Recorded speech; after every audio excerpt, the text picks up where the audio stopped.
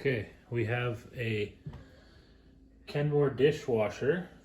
It's filling with water, but it's not cleaning the dishes. Like the spinners aren't spraying. So what you need to do is disconnect or pull out the dishwasher, put it on its side. You're gonna see a motor right here.